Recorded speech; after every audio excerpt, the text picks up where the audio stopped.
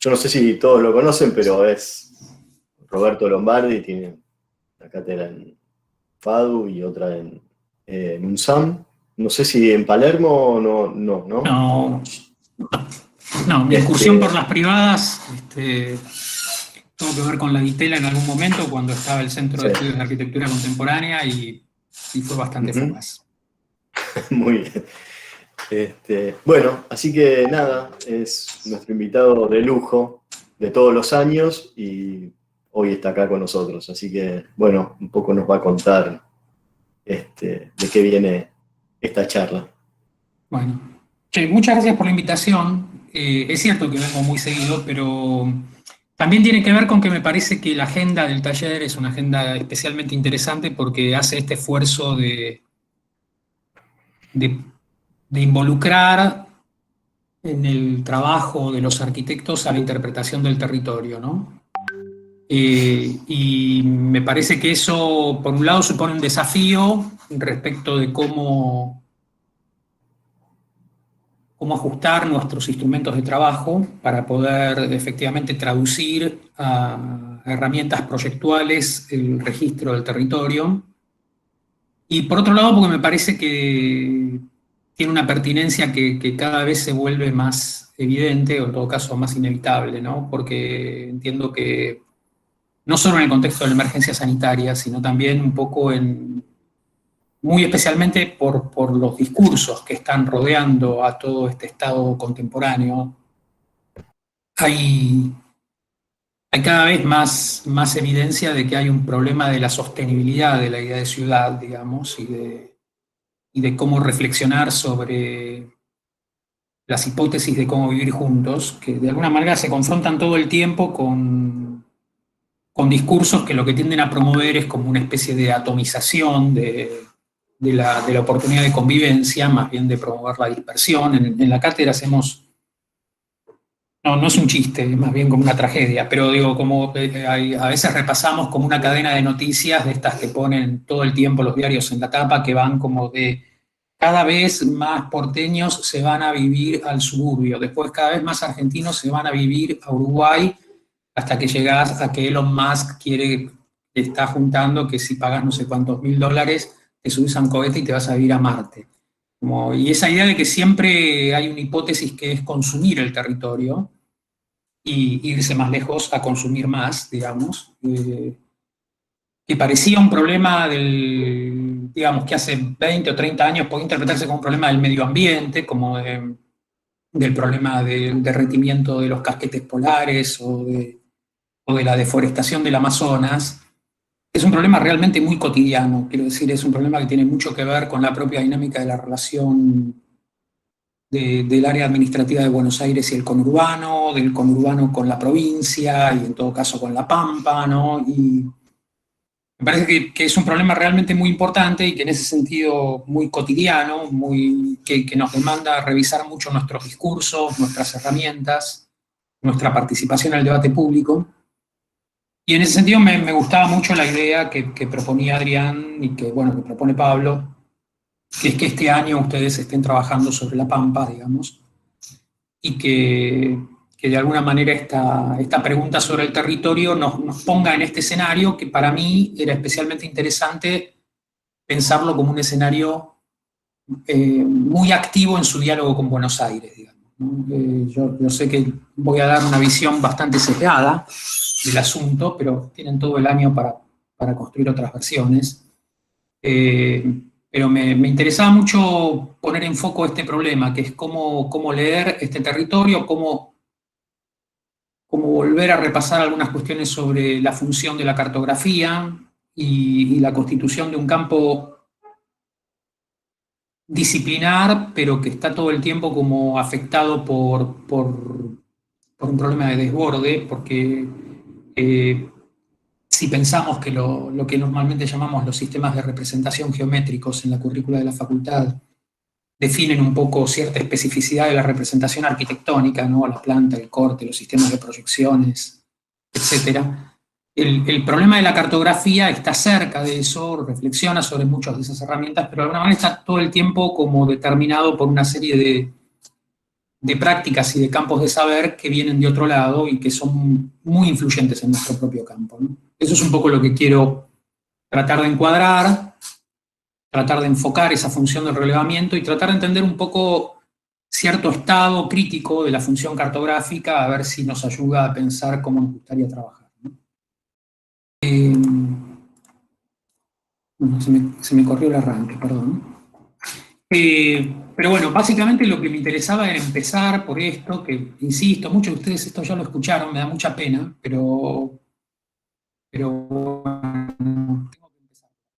Que es por donde empezamos en los cursos, en los talleres de grado, en la facultad, que es tratar de volver a pensar el problema de lo específico de la geometría en nuestros campos de saber, ¿no? Y la geometría tiene como esta matriz etimológica, que es la relación entre medición y tierra, ¿no? Y supone como desarrollar un campo de saber que lo que hace es fundamentalmente tratar de encontrar modelos conceptuales y operativos para describir el mundo, ¿no? Para medir la tierra. Medirla en el sentido de escribirla, ¿no? De empezar a producir modos de apropiarse de esa información. Y en ese sentido está bastante fundado en esta instancia muy antigua de cómo armar un dispositivo artificial, que es una cuerda con 12 nudos equidistantes, que permitan reconocer en particular las articulaciones entre 3, 4 y 5 módulos y construir un ángulo recto, con lo que después deviene en los avances de la matemática en la Grecia antigua el teorema de Pitágoras, ¿no? Pero que esa construcción del ángulo recto de tradición del Antiguo Egipto es, de alguna manera, la forma no solo, y me parece que si bien la ilustración no es muy feliz, es muy elocuente, no es solo una manera de producir un andamiaje para encontrar referencias, para medir cuánto va a crecer el Nilo o qué dimensión darle a un cultivo, sino que eso que sirve para relevar, sirve también para replantear y para construir las pirámides, ¿no? Es decir, es una herramienta que al mismo tiempo que registra el mundo, construye una serie de artilugios para transformarlo, ¿no? Y en ese sentido me parece que es muy importante enfocar un poco este problema de la cartografía como un recorrido que en Occidente tiene cierta tradición del mapa, sobre todo como instrumento de navegación. Porque me parece que esa función del mapa, que tiene que ver justamente con orientarse, con encontrar rumbo, ¿no? Puede ser muy, muy útil de actualizar, en el sentido de puede ser de alguna manera la llave que le dé sentido a qué hacer con la cartografía contemporáneamente, ¿no? Ya volveré sobre esto. Me interesa mostrar un poco estos primeros documentos occidentales, este documento veneciano, el Atlas de Pinelli y Balkenaer, que se usaba para navegar la salida del Mediterráneo y la relación entre el continente y las islas británicas, y que suponía que si uno encontraba un punto, ¿no? A ver si se ve el puntero ahí. ¿No? Uno encontramos un punto en los bordes costeros de la Gran Bretaña, podía salir con rumbo sur y terminaba llegando a algún lugar del País Vasco, no sé dónde, ¿no?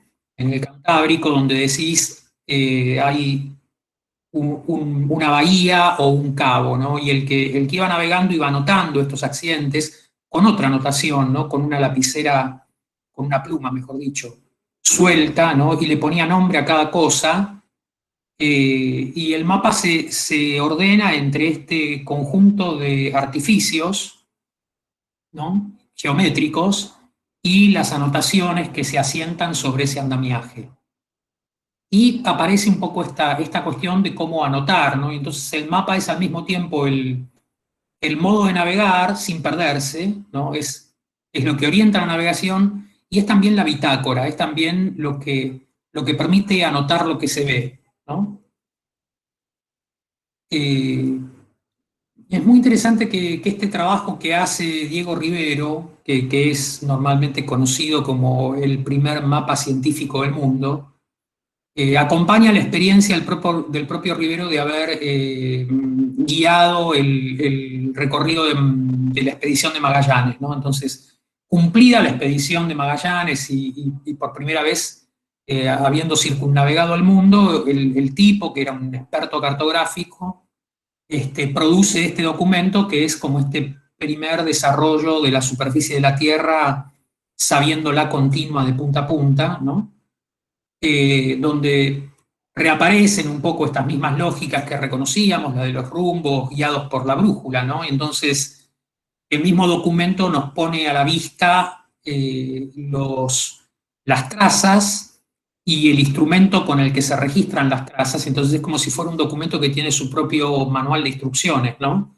Que te permite leer cómo tenés que interpretar a las cosas que tenés arriba de la mesa en el puente de navegación, ¿no? Al astrolabio, al compás, a la brújula, y cómo eso aparece como la herramienta para poder guiarte por esta geometría, definir el rumbo que vas a trazar desde no sé qué punto de la costa de África hasta Brasil o lo que sea, ¿no? Pero al mismo tiempo aparece como superpuesto a una notación que se vuelve incluso un poco más compleja porque recupera mucho de lo del Atlas del Pinel y de Alkenar. Fíjense que está un poco esta cosa del tipo de traza con otro color, con esta punta sinuosa, ¿no? La escritura de los accidentes a lo largo de la costa, pero aparecen estas viñetas o estos paisajes volcados en el interior del territorio como unos imaginarios justamente del comportamiento del continente, ¿no? Y el mapa es justamente un documento que lo que trata es de registrar cómo llegar, es sin dudas un documento de navegación, y por eso es tan importante la descripción de la costa, pero empieza a imaginar que hay algo que saber del interior del continente, pero que se sabe de un modo distinto. No se anota igual el interior del continente que la costa, ¿no? Se anota con una señal, con una anotación que es imaginaria, quiero decir, que opera un poco más a la manera de la imagen, del paisaje, incluso yo diría de la ilusión, ¿no? Como que trabaja por analogía, que pone como ciervos en el medio de Brasil, pero que sabemos que no son ciervos, nosotros sabemos que no son ciervos, y probablemente el que lo dibuja también sabe que no son ciervos, pero que se parecen a ciervos. Entonces, para contarle a un europeo que hay ahí adentro, dibuja unos animales que se parecen a los animales conocidos, y empieza a producirse todo un efecto asociativo que introduce como dos clases de niveles de información, ¿no? Los niveles de información que podríamos reconocer como simbólicos, científicos, precisos, cuantificables, podríamos decir parametrizados, digamos, y los niveles de información que operan un poco más en ese eje imaginario y que a la vez modelan una manera de informar el desconocimiento, ¿no? Que es introducir alguna diferencia de grado entre saber mucho y no saber nada, que es saber algo, que es vislumbrar una imagen, ¿no? Ese problema para mí es muy interesante y ya lo hemos traído un poco a algunas otras charlas acá en el taller, que es un poco la condición de la cartografía en esta tensión entre lo conocido y lo desconocido, y la función de lo que en la tradición cartográfica era la terra incógnita, ¿no? Es decir, hay unos ejemplos que aporta Carla Lois en sus investigaciones, una geógrafa argentina, que hizo un muy lindo trabajo basado en esta idea de la terra incógnita y que trata de registrar cómo en la cartografía antigua o moderna aparece este registro de lo que se sabe menos, ¿no? Entonces, cómo se pasa de tener un tipo de notación que es detallada a un tipo de notación vaga, por ejemplo, el borde del continente antártico como una recta, ¿no? O la costa occidental de América como una recta, ¿no? Sabiendo que para los europeos, de alguna manera, el registro más detallado de la costa continental es la costa del Atlántico, cuando por fin conseguían pasar del otro lado, decían, bueno, por ahí hay unas cosas, y por lo menos sabían que más o menos por ahí se terminaba el continente, pero no sabían muy bien qué forma tenía ese borde continental, y lo dibujaban con un código gráfico alternativo, ¿no? Y se empieza a producir un poco esta relación entre diferencia de grado y diferencia de clase, que me parece cuando se calibra la medición con cierto instrumento y cuando ese patrón de cantidades salta de escala y dibuja más grueso, dibuja más genéricamente, ¿no?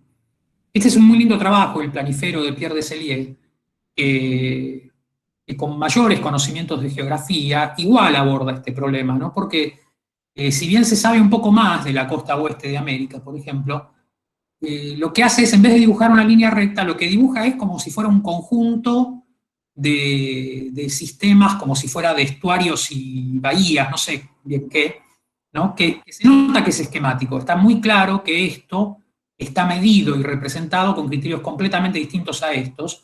No hay demasiadas anotaciones de los accidentes y aparece el texto que aclara el asunto siempre, ¿no? Como terreno incógnito, ¿no? Pero la forma de anotar no pretende producir un corte tan abrupto, pretende decir, empiezo a saber que esta es una costa irregular, pero no sé bien en qué consiste su irregularidad, ¿no?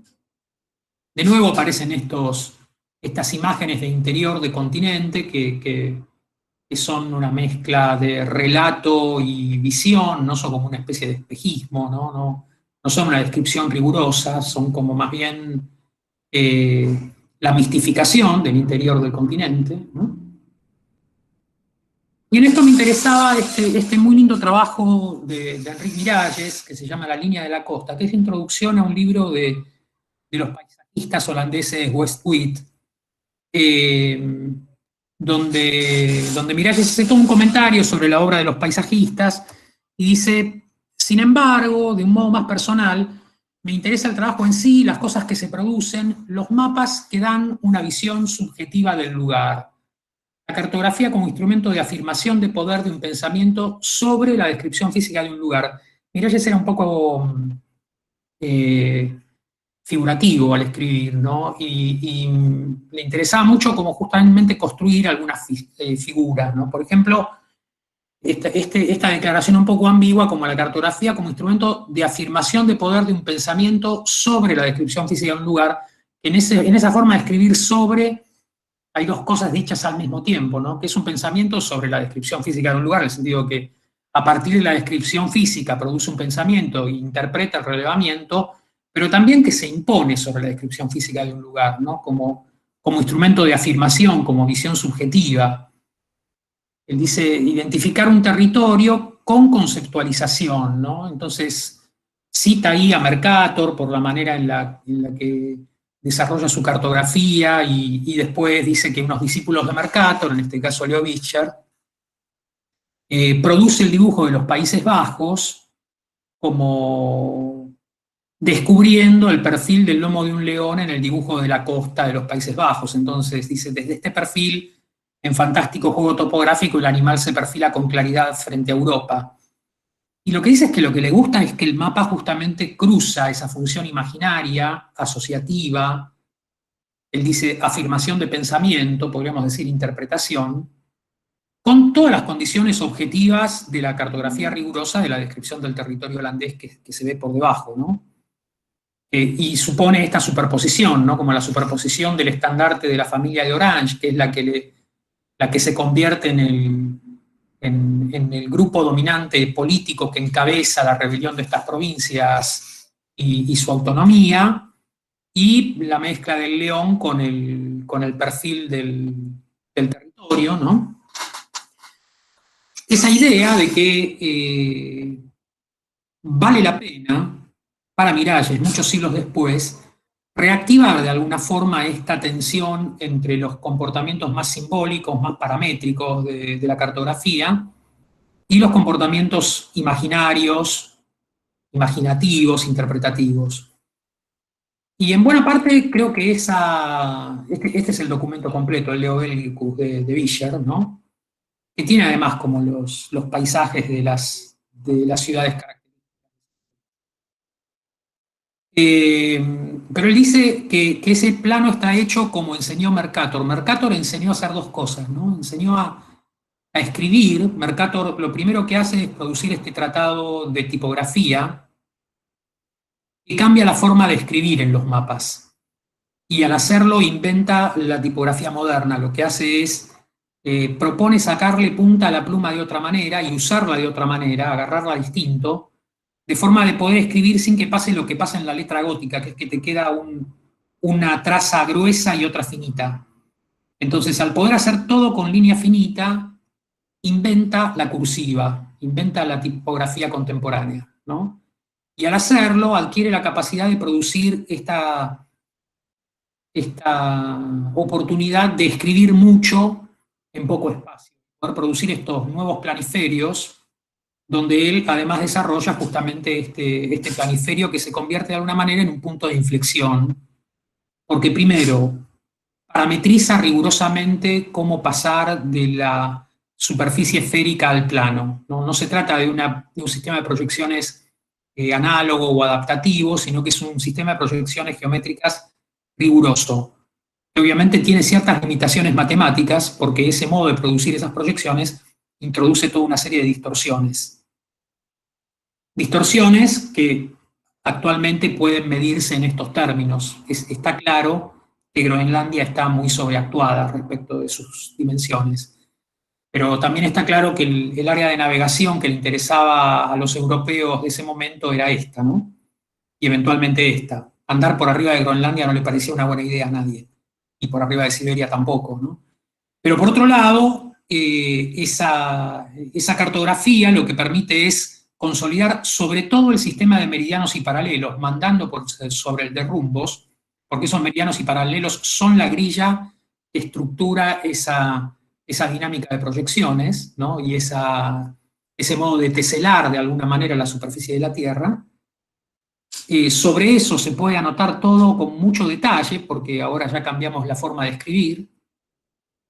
Y además tenemos en el ángulo inferior derecho del plano el órgano directorium, que permite corregir las medidas que podemos tomar a distintas latitudes con las verdaderas magnitudes si entendemos cómo usar este instrumento gráfico. Es decir, cualquier navegante que supiera usar el plano podía entender qué nivel de distorsión tenía el plano respecto de la verdadera magnitud. Entonces, el plano empieza a estar dominado por los paralelos y meridianos, siguen estando los rumbos, y sigue habiendo como información imaginaria, pero ya la verdad, a mí me gusta decir, ¿no? El monstruo marino es como si estuviera atrapado en las redes de los paralelos, los meridianos, los rumbos, ya no asusta a nadie.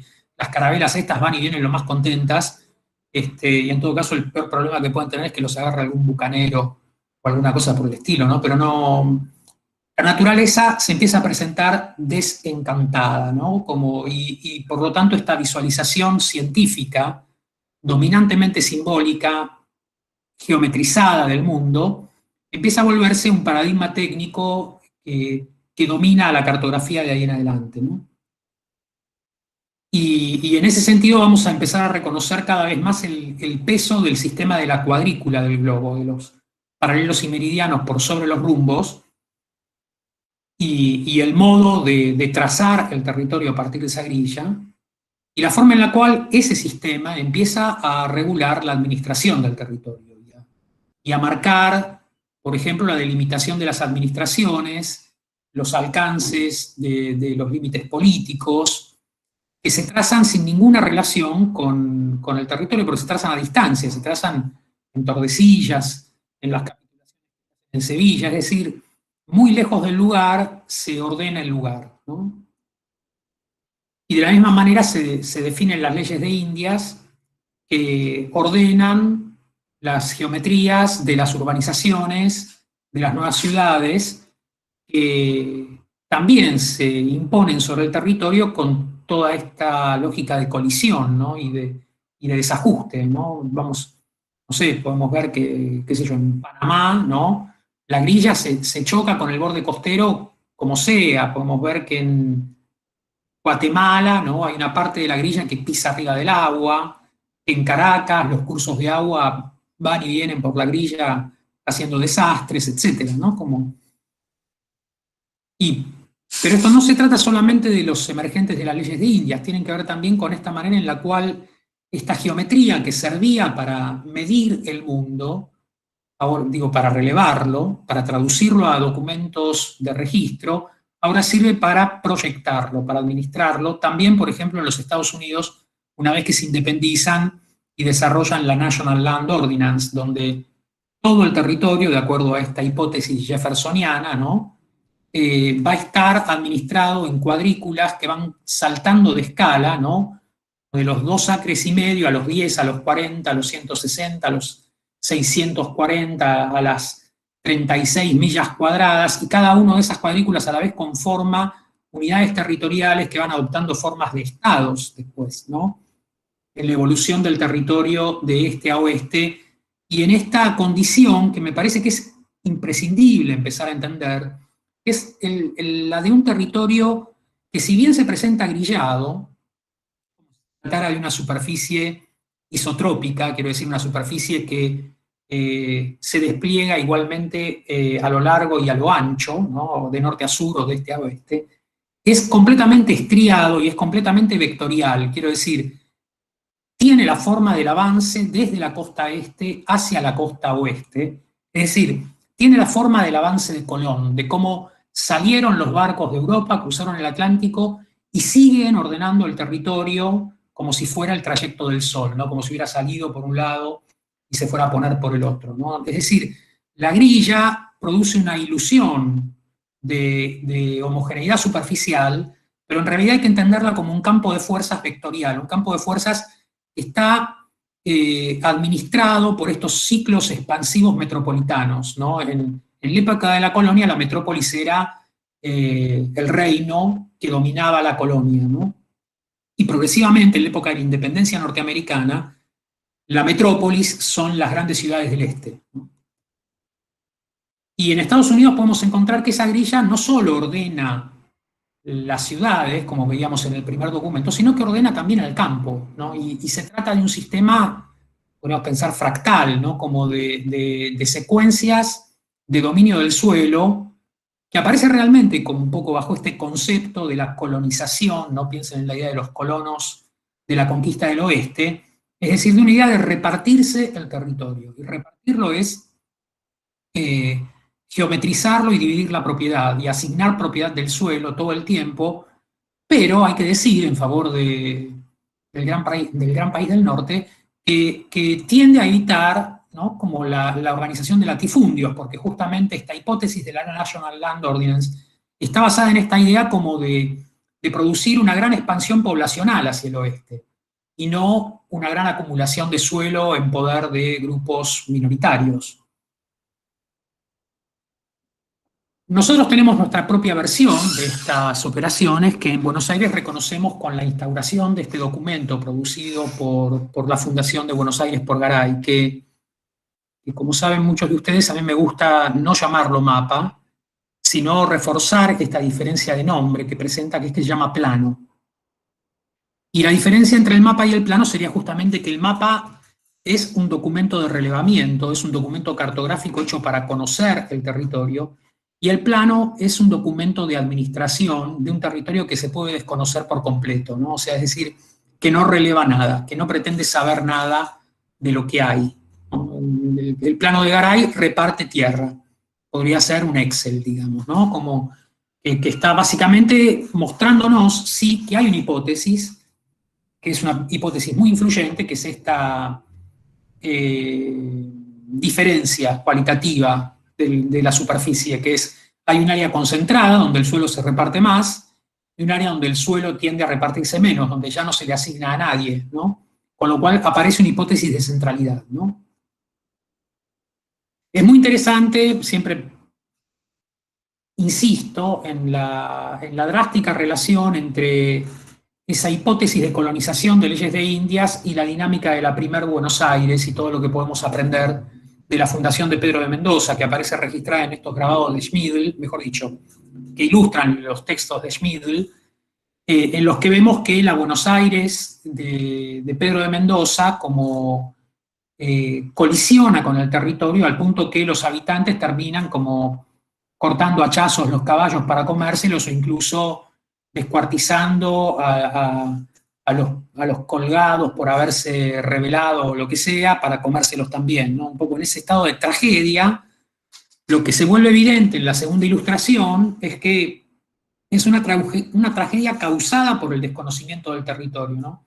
Causada por hacer los planos sin hacer los mapas, como que tiene que ver con no entender que había una hipótesis de subsistencia que necesitaba otro tipo de convivencia con los aborígenes, que necesitaba otro tipo de convivencia con la escasez de recursos naturales, con la fragilidad de las defensas del puerto. Es decir, no saber cómo implantar la ciudad en ese territorio, no haber relevado ese territorio suficientemente, es condición de su falta de sostenibilidad y que, como sabemos, en la actualidad no haya manera de saber dónde fue que se fundó esta ciudad, ¿no? No hay arqueólogo que sepa dónde fue que Mendoza clavó el poste y dónde estuvo este caserío, porque no quedó ni un cacharro, ¿no? Así de frágil fue esa aventura, ¿no? Y en ese sentido es interesante ver que el proceso de la cartografía de Buenos Aires empieza a volver todo el tiempo cada vez más híbrido la relación entre plano y mapa, ¿no? Entre el despliegue de la administración del territorio sobre la geografía y el registro de la geografía. Entonces, por momentos aparecen planos como los de Ozores, que son dominantemente geométricos y de reparto de superficie, pero por lo menos registran que está el Matanzas, que hay unos bañados, que hay una relación entre tierras altas y bajas, que eso motiva un desvío de la orientación del parcelamiento, ¿no? Que fíjense que de nuevo tiene todo este comportamiento vectorial, fíjense que todas las parcelas del corredor norte, de la ribera norte del río, en la época de la colonia, están pensadas como frentes costeros, y los fondos son infinitos, es decir, al que le toca la parcela O puede llegar hasta Chile si se anima. Lo que pasa es que nunca le alcanza la capacidad de aventurarse en el territorio, pero puede ir tan lejos como sea capaz, ¿no? Porque lo que importa de esto es su frente, es su condición de semirrecta, ¿no? Es importante dónde empieza y para el otro lado es infinita, ¿no? Y de alguna manera con la grilla hay una hipótesis parecida, ¿no? Podría producirse un cambio muy gradual de escala hasta llegar a la vastedad de la pampa partiendo de la parcela urbana. Eso obviamente adquiere toda una serie de determinaciones y hay muchas experiencias muy diferentes respecto de cómo empezar a integrar algunos saberes de la cartografía geográfica con la administración del territorio. Incluso en el plano de Bermúdez se cruzan tres clases de documentos, ¿no? Como el plano, el mapa y la planta, porque aparece la planta arquitectónica de la sección del fuerte dibujada en una escala mayor. Es decir, empieza a haber algo muy interesante, que es esta hibridización de técnicas cartográficas que mezclan permanentemente, ¿no? Como la descripción de la geografía con el estado actual de la ciudad, con el proyecto de la ciudad, porque todo el estado de la ciudad de Buenos Aires durante muchísimo tiempo es al mismo tiempo el de una ciudad existente y el de una ciudad potencial, ¿no? Lo que se dibuja, y esto nos lleva a muchas confusiones cuando vemos cartografías históricas de Buenos Aires, es no solo lo que existía, sino lo que se esperaba que suceda. Entonces vemos muchas veces como una ciudad completamente grillada, y sabemos que esa grilla no se había llevado adelante hasta ese punto, y que esas calles no estaban ahí, etcétera, pero se estaba marcando al mismo tiempo, ¿no? Como se estaba navegando, como en el mapa de Villar que le gusta a Miralles, ¿no? Entre el registro del territorio y la imaginación de la ciudad y de su forma, ¿no?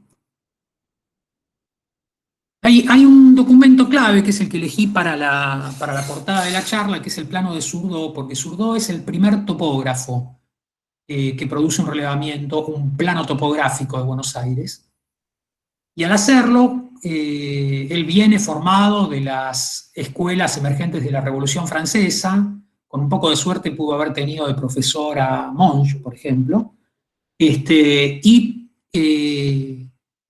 justamente actúa un poco con esta capacidad de producir un documento científico-técnico altamente riguroso, que puede medir, ¿no? Como al campo, a las quintas y a la ciudad con técnicas homogéneas, y puede empezar a producir una descripción de lo que era normalmente la pampa, entendida nominalmente como desierto durante buena parte del siglo XIX, ¿no?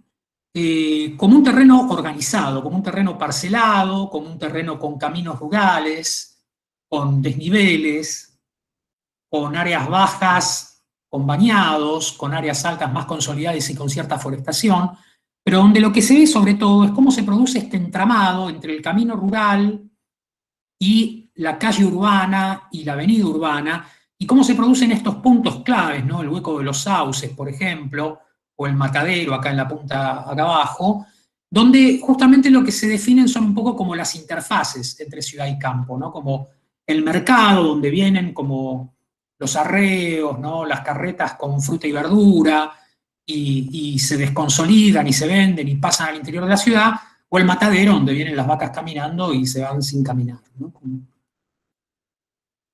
Pero por otro lado me parecía que había un documento antagónico, que también me gusta mucho, que es el plano de Glade, hecho por alguien que estudió en el mismo lugar, que documenta casi de la misma manera, pero que cuando se publica el plano de Glade en el libro de Tollard, Tollard toma la copia del plano de Glade que está en el Museo Mitre. Y en el Museo Mitre alguien, a mí me gusta decir que es Bartolomé Mitre él mismo, ¿no? Que estaba escribiendo sus libros de historia en ese momento, dibuja con lápiz arriba del plano unas cosas. Y lo que dibuja son como estas líneas, que son las líneas de la defensa de Buenos Aires en toda su guerra con la Confederación, ¿no? Las avanzadas de los fortines, las defensas, es decir, dibuja una ciudad efímera, una infraestructura efímera, cosas que probablemente eran sacos de arena amontonados, no sé, sistemas de empalizadas hechos más o menos con carretas y montones de tablas o lo que sea, no sé bien cómo eran las defensas, pero eran evidentemente defensas provisorias que después no dejan una huella territorial, pero que en este momento se evidencia algo que vela el documento, ¿no? Que es este punto de fractura entre ciudad y campo, es decir, toda esta ilusión de la continuidad, ¿no? De la integración fluida de los flujos de la producción agraria a la ciudad y viceversa, de los servicios de la ciudad a la vida agraria, supone una controversia muy concreta en la relación entre Buenos Aires y la Confederación, que implica una guerra, cañonazos, muertos, defensas, barreras, es decir, que pone un límite geográfico donde supuestamente no lo había, pero que termina siendo un límite de hecho, que es la diferencia de alguna manera entre la ciudad como una unidad civil, política, con determinada sostenibilidad, y el campo con otro tipo de unidad civil, política y otra clase de sostenibilidad, ¿no? En este sentido está ese problema de la unificación, ¿no? Y de cómo leer al territorio como un territorio. Es un problema muy complejo en la cartografía argentina. De hecho, este es un documento muy importante que lo cita muy bien Carla Lois, que es el que produce Víctor de Mussy, que es un conjunto de 3 planos para explicar la Argentina, ¿no? La Confederación Argentina. La Confederación Argentina es el plano de la izquierda, que es la Confederación Argentina, que seguro es la Confederación Argentina, que tiene provincias, administraciones, etc. Después, el territorio indiano del sur y la región de las Pampas, que es un más o menos, ¿no? Y después la Patagonia y la Tierra del Fuego, que es un andás a ver, ¿no? Como en esos 3 documentos aparece como justamente el cambio cualitativo de la notación, que es cuando nos adentramos en este problema de la Pampa, ya no podemos describir un territorio como describimos los territorios consolidados del corredor del Paraná, de las áreas centrales de Córdoba y Santa Fe, porque lo que tenemos es una frontera móvil, es un área en disputa donde hay indiens pampas por acá, ¿no? Y un territorio indiano del sur, ¿no? Y empieza a haber como un montón de información, pero que es una información justamente nómade, ¿no? Ranqueles, travesías, ¿no? Mapuches, no sé, hay distintos grupos étnicos asentados de distinta manera, no tienen límites fijos, hay como unas líneas donde hay una línea pero el texto se cruza de un lado y del otro de la línea, es decir, hay una inteligencia de notación muy específica para tratar de describir la información que se conoce y la movilidad, ¿no? y lo difuso. Y en este sentido vuelven, ¿no? Como todas estas muy interesantes capacidades híbridas de la cartografía, que en este caso tiene que ver con la inteligencia de Debussy para escribir, ¿no? Lo que hace es, cuando no puede dibujar, escribe, ¿no? Cuando no sabe muy bien cuál es el límite, escribe de modo tal que el límite se convierte en una especie de tensión entre textos, ¿no? Y por momentos hay como anotaciones, ¿no? que empiezan a funcionar aisladas, como indicios, pero no hay como, me parece muy interesante este problema como de la escala del texto, ¿no? Textos grandes que explican grandes regiones y explicaciones, mejor acá no te metas, fíjate si vas a ir, etcétera, ¿no?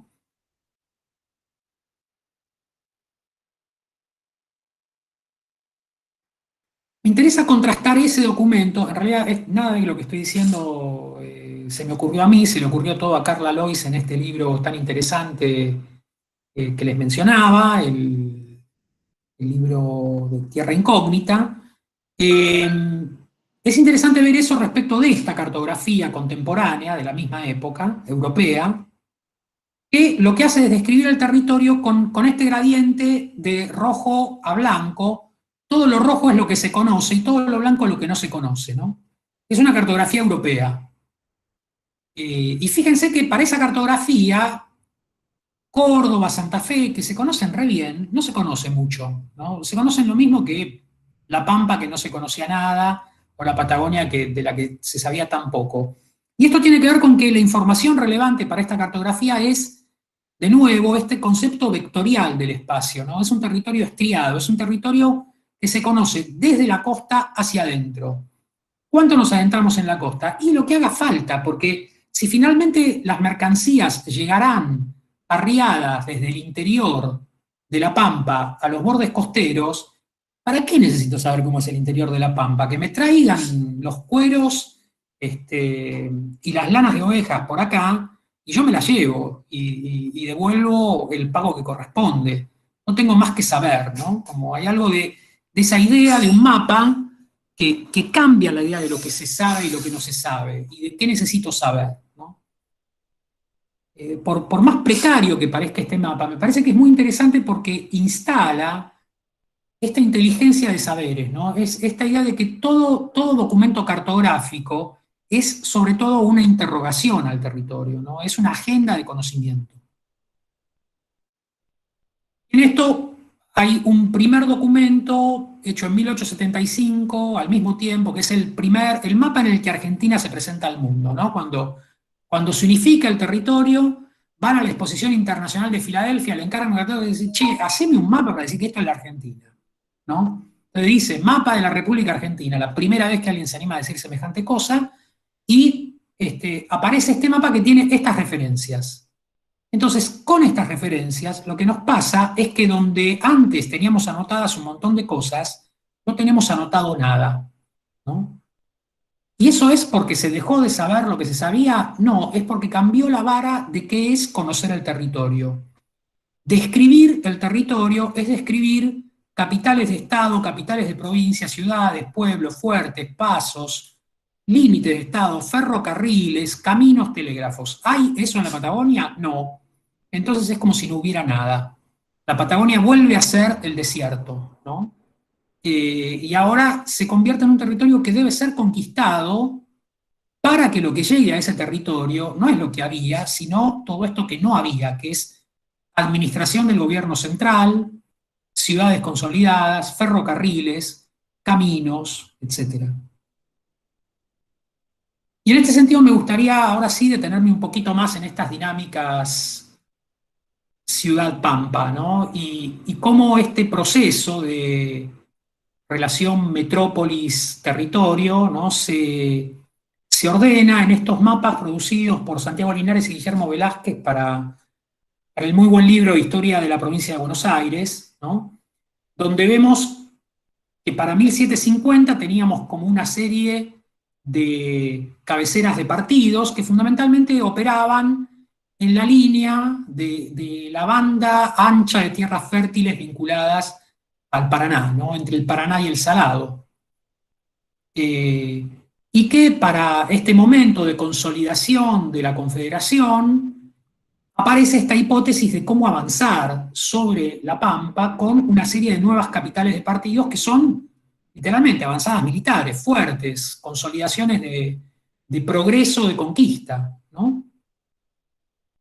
Pero eso a la vez supone una dinámica de habitación, que es que para muchas de esas avanzadas estaban completamente despobladas para 1870. ¿No?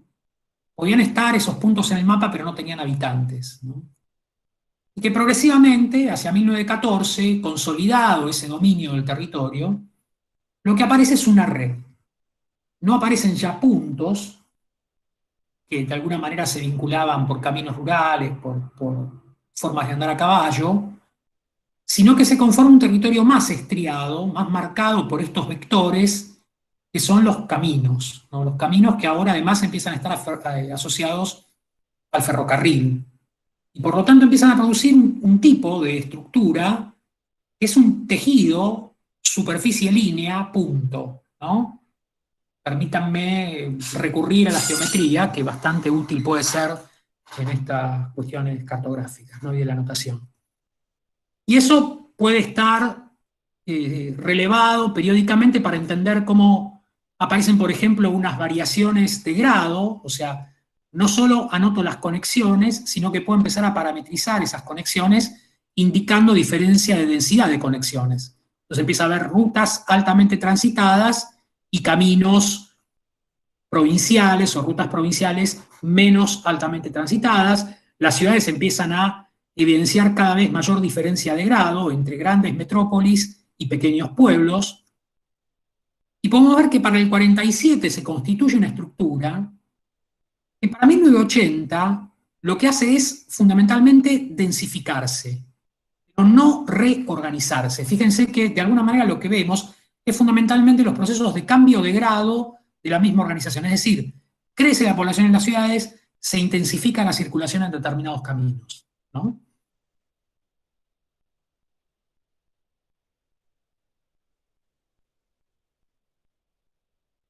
Esa hipótesis de convertir al mapa en un documento que puede parametrizar la organización de los flujos tiene su propia tradición, tiene su propia lógica cartográfica, que es la del diagrama.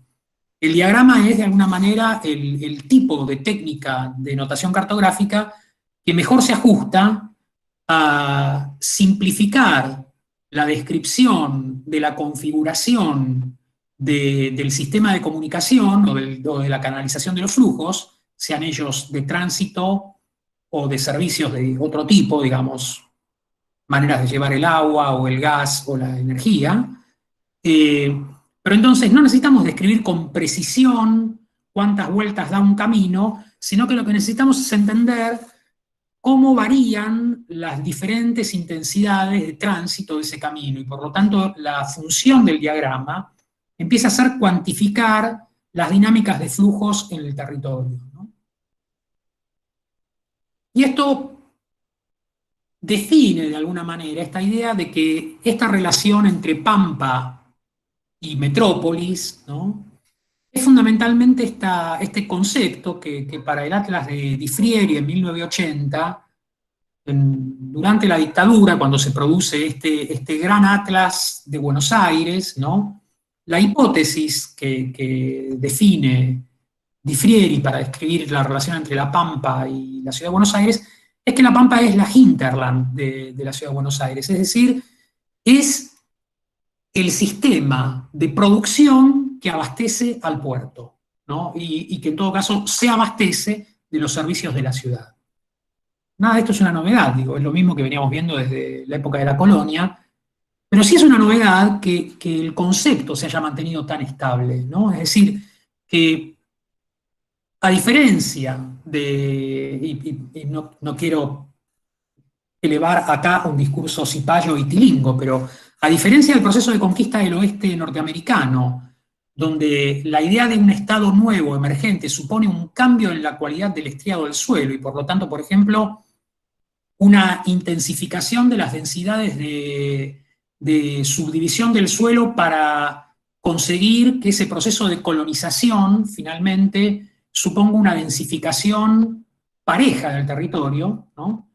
El proceso de desarrollo de la historia del siglo XX en Argentina se asienta sobre la misma estructura, o mejor dicho, sobre el mismo estriado infraestructural de la colonia, ¿no? Como hemos visto en la secuencia de mapas que veíamos antes de la provincia de Buenos Aires, es decir, sobre la misma estructura vial y sobre la misma estructura de relaciones de redes, se asientan después los tendidos eléctricos, la intensificación del ferrocarril, la debilitación del ferrocarril y la traza de las autopistas, y se sigue concibiendo que La Pampa es un hinterland de Buenos Aires, ¿no?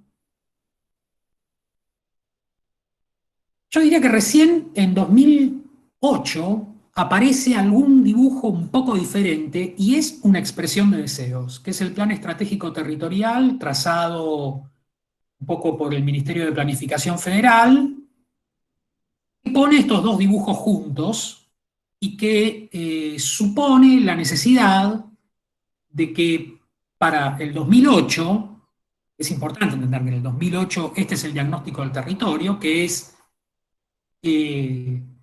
seguimos teniendo las mismas estructuras radiales de siempre, con dos excepciones, ¿no? Que hay que encontrar una manera de sacar mercancías de Chile al puerto de Bahía Blanca, Ingeniero White, y que hay que encontrar un camino de sacar mercancías del Pacífico hacia Brasil porque formamos parte del Mercosur. Es lo único que no pasa por Buenos Aires, ¿no? Lo que pasa por Argentina, como si nada. Por lo tanto, pareciera que hace falta entender que hay alguna hipótesis de encontrar una estructura de red de otro orden que suponga, por ejemplo, recomponer la funcionalidad de la Ruta 40, encontrar la continuidad cordillerana entre norte y sur, y por lo tanto, consolidando esa relación de la costa oeste, mejor dicho, del borde oeste, las relaciones con la costa oeste proliferen y los puntos de contacto con Chile sean muchos más.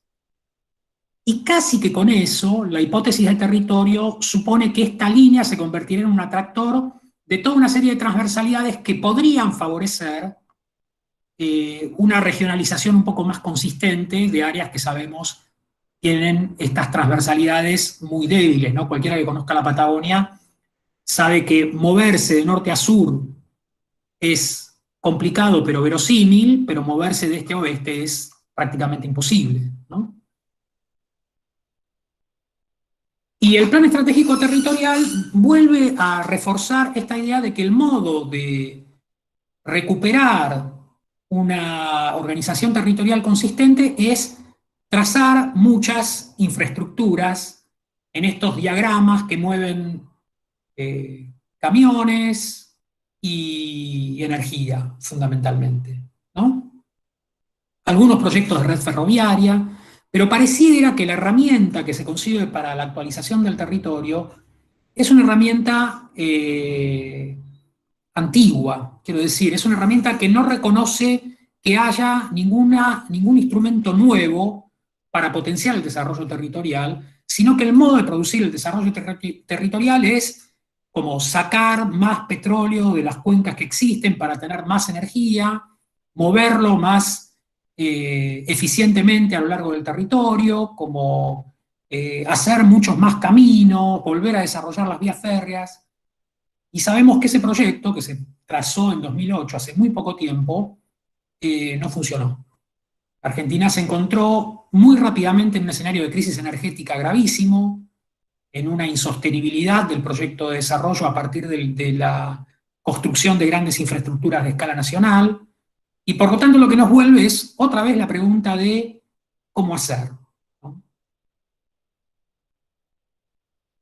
Porque todo este plan de hacer montones de obras y de retejer todo esto, llenándolo de nuevas pavimentaciones, ampliaciones de avenidas, autopistas, rutas, ferrocarriles, oleoductos, gasoductos. Bueno, empezamos a rascar del fondo de los pozos de Comodoro Rivadavia y no pasó nada, Vaca Muerta no explotó de la forma que tenía que explotar, el gas se nos termina, etc., ¿no?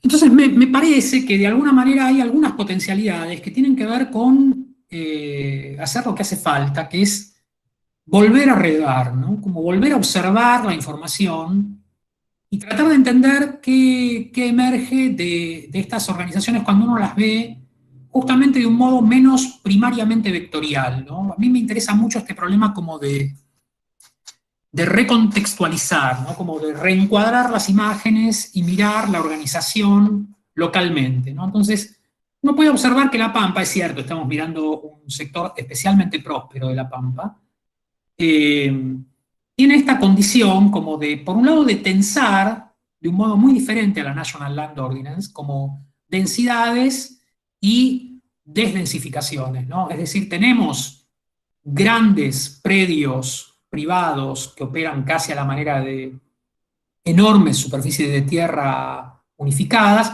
y tenemos mucha variación de densidad. Este es el registro de Chapeau Rouge en 1901, ¿no? Estoy tentado de imaginar que estas densidades han aumentado un poco, pero no han cambiado sustancialmente, ¿no?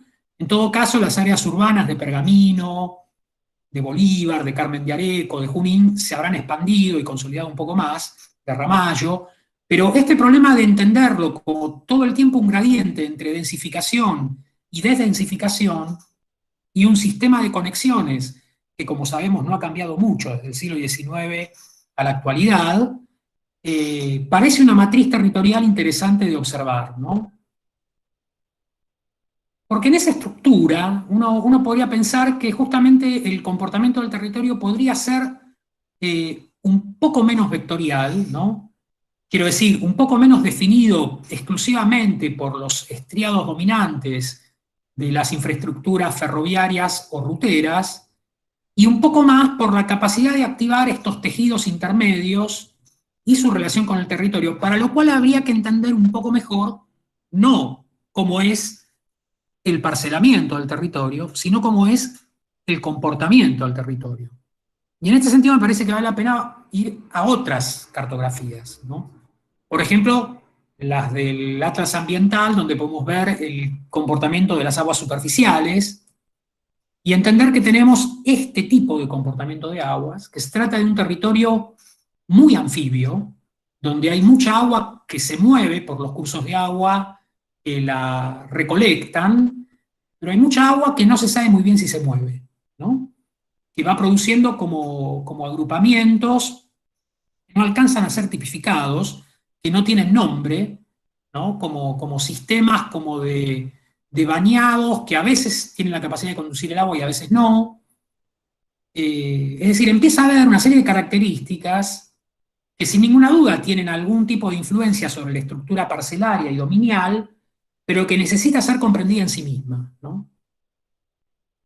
Y que a la vez tiene algún atributo como de continuidad y homogeneidad que permite entender justamente esta escala de la Pampa, ¿no? Como esta idea de que se trata como de una gran llanura sedimentaria que tiene que ver con estos sedimentos limosos producto de dinámicas aluvionales, es decir, de esta relación muy íntima entre el suelo y el agua, ¿no?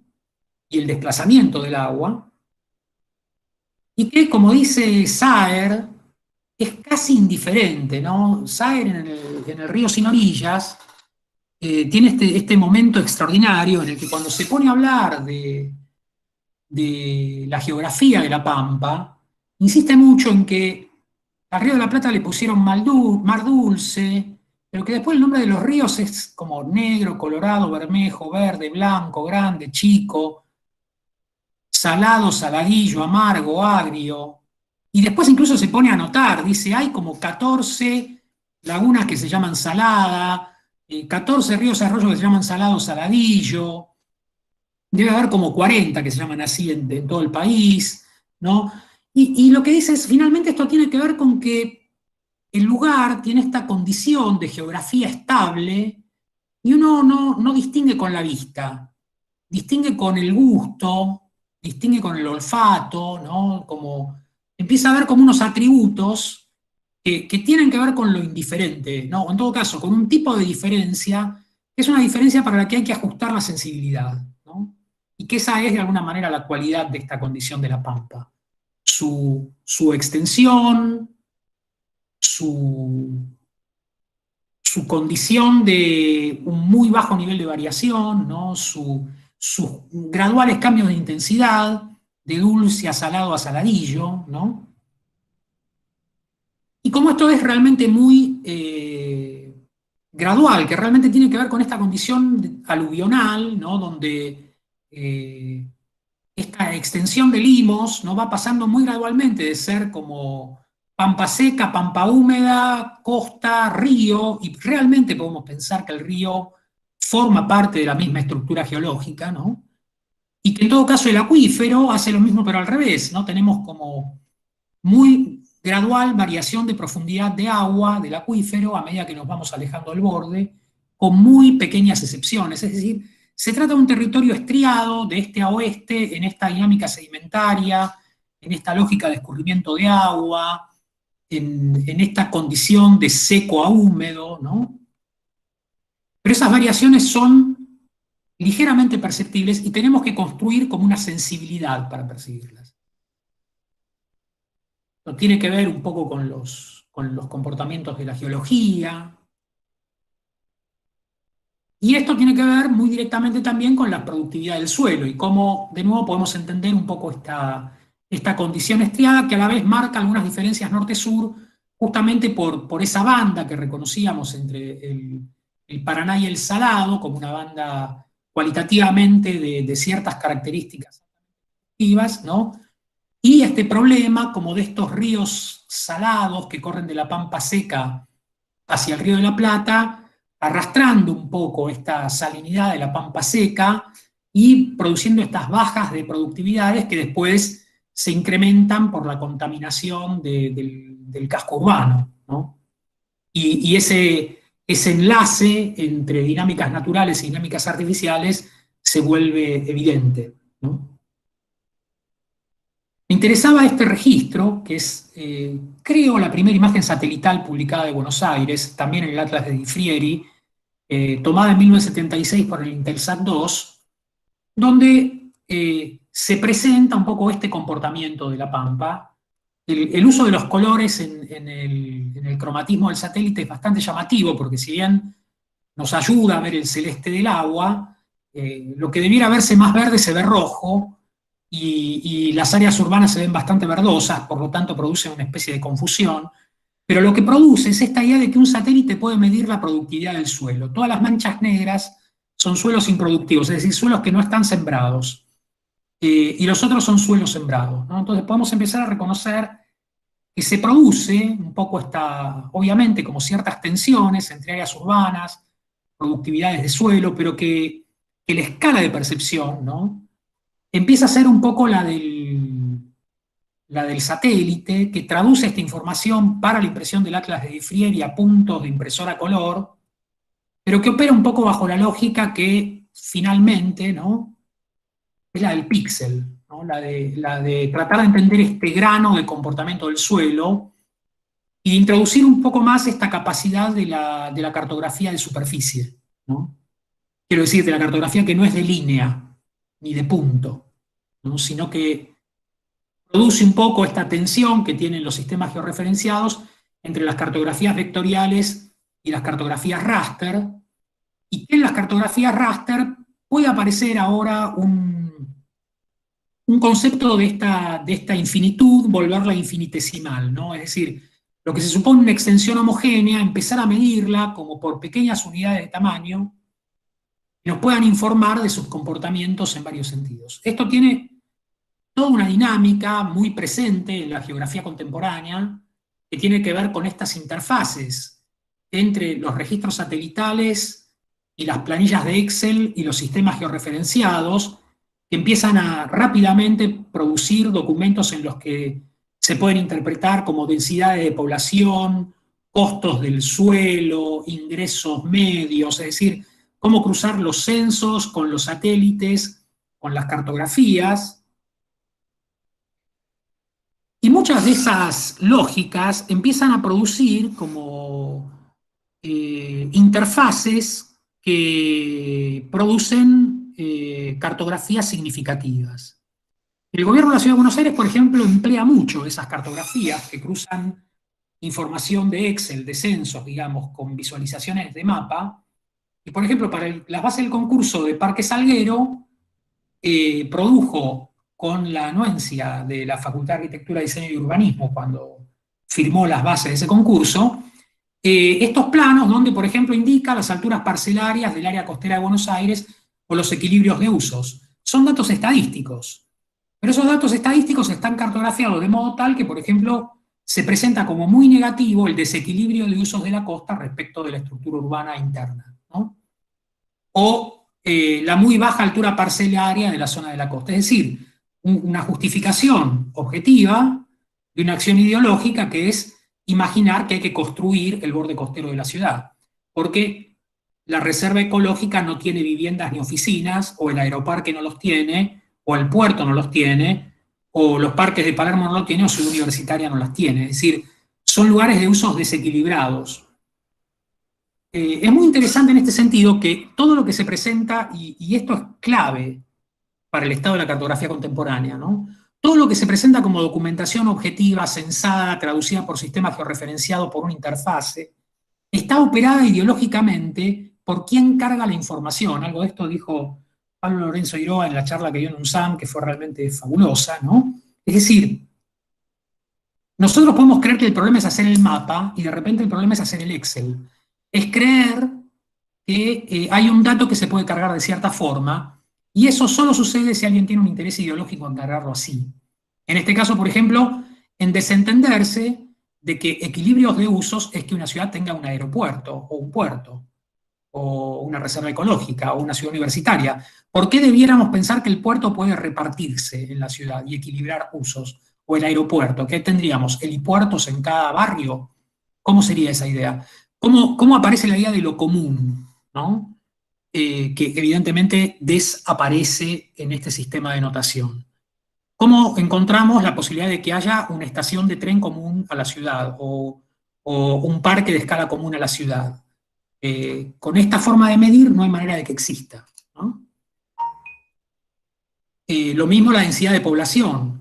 Podríamos presentar que el área tiene un gran déficit de población porque nadie vive en la reserva ecológica. Alguien puede decir, bueno, pero los parques de Palermo hay días que están superpoblados. Bueno, pero en el Excel no están cargados como poblados, ¿no?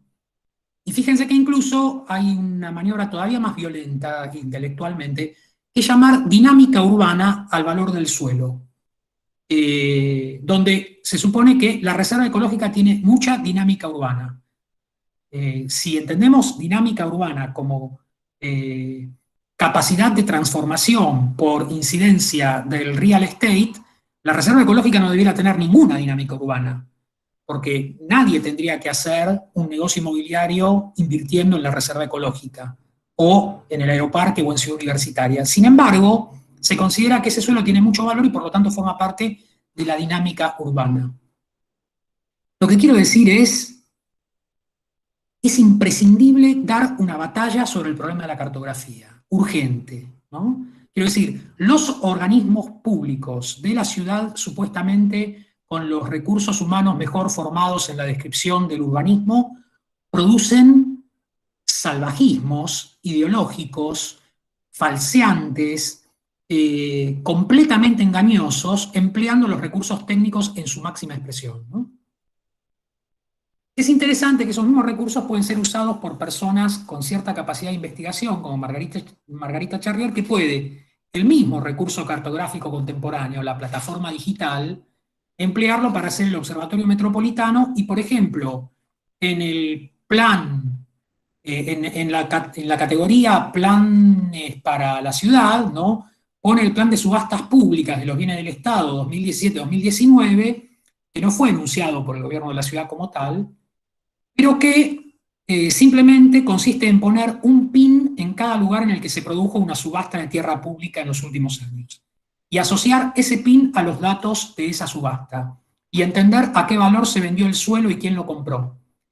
Y lo que se entiende es que el gobierno de la ciudad solo vendió suelo público en los lugares más caros de la ciudad, y le vendió ese suelo barato a alguien que lo va a vender muy caro. Solo cruzar información y poder mapearla, si el Excel está bien hecho, ¿no? Produce de repente la capacidad de interpretar una cartografía, como la de, en este caso, el mapa de valor del suelo del reporte inmobiliario, a la luz de unas acciones de gobierno como un plan. O en este caso, el ejercicio llevado adelante por M7 Red con Garage Lab de activar una plataforma de participación ciudadana para monitorear la contaminación de la cuenca del riachuelo, mientras todos los organismos de gobierno llenos de funcionarios que supone que los van a monitorear, no los monitorean. Entonces,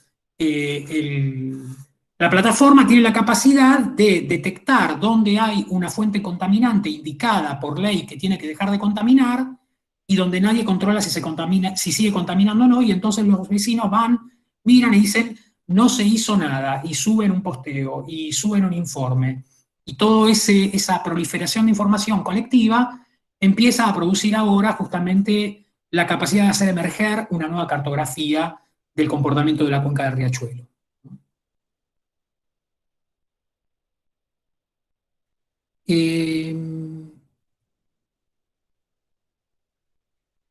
En ese sentido me parece que tenemos este desafío, que es cómo atravesar este problema de la visibilidad de la información, de la aparente disponibilidad de la información, ¿no? Todos, obviamente, recurrimos permanentemente a las plataformas de Google para visualizar el territorio, y esto nos puede producir la idea de que justamente en la medida que el territorio se convierte en imagen, lo entendemos unitariamente, lo entendemos como a los Patagones en el planiferio de Desellier, ¿no? Lo entendemos como un poco también como un espejismo, ¿no?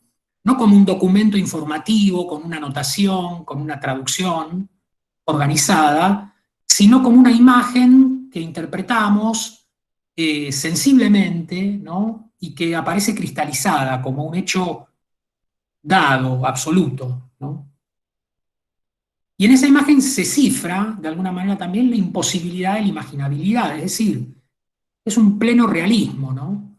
Pero es un realismo al mismo tiempo completamente falso, ¿no? Cuando también con Adrián, digamos, y con muchos amigos, abordamos los TAUS en la UNSAM, los talleres de arquitectura y urbanismo, y empezamos a trabajar, por ejemplo, en la cuenca del Reconquista, lo primero que hacíamos era ir a estas imágenes, entonces decíamos, ah, bueno, esto se conecta con aquello, por acá va acá, podemos hacer tal cosa, y cuando tratábamos de intervenir en el territorio nos damos cuenta que todo lo que se presentaba conectado estaba desconectado, todo lo que se presentaba como continuo era discontinuo, pero esas formas de discontinuidad tenían que ver con que había alambrados, puertas que no se abrían, instituciones que se cerraban, es decir, nada que fuera posible de ver en este tipo de registro, ¿no?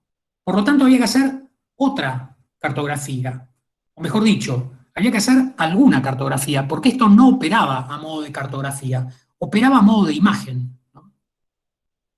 Y en este sentido, por ejemplo, hacíamos este ejercicio que era hacer una lista de actores y un mapa de actores para entender quién tenía control sobre qué área, cómo se podían asociar los intereses, y solo recién a partir de entender este mapa era posible imaginar que había alguna posibilidad de llegar al territorio y producir alguna transformación, ¿no? Como si uno entendía esta relación entre instituciones, organizaciones, capacidad de gestión, capacidad de acción, todo lo que estaba detenido y fragmentado cuando uno lo trataba de leer como un lugar, ¿no? Solo la posición analítica, la capacidad de separar la información, reorganizarla, diagramarla, ¿no? Y volver a organizarla, es la que habilitaba alguna capacidad proyectual.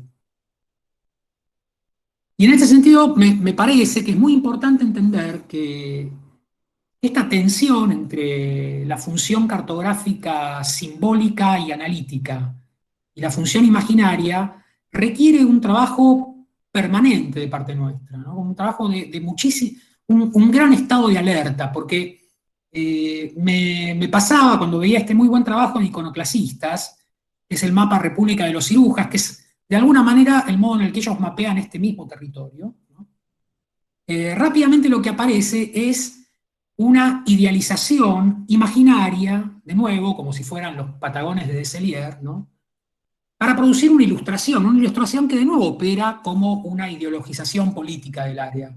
En este caso hecha por buena gente, digamos, pero que lo que dice es que acá hay unos barrios y que hay como unas vías de comunicación, y que se localizan como unas personas que producen problemas de un lado, y de alguna manera unos sectores populares que son víctimas de esas dinámicas de contaminación y que luchan por su supervivencia de la mejor forma posible. Por supuesto que nada de lo que acabo de decir es mentira, pero esto no es de ninguna manera un instrumento proyectual, es apenas un enclavamiento ideológico que dice que hay algunos que sufren, algunos que nos meten en problemas y unos problemas de límite y de incumbencia, pero nada sabemos de estos barrios respecto de qué necesitamos hacer ahí, ni de qué tipo de relaciones materiales y de cualidades geográficas y específicas del comportamiento del territorio suceden acá para poder hacer algo. Lo que quiero decir es que el mapa nos tienta todo el tiempo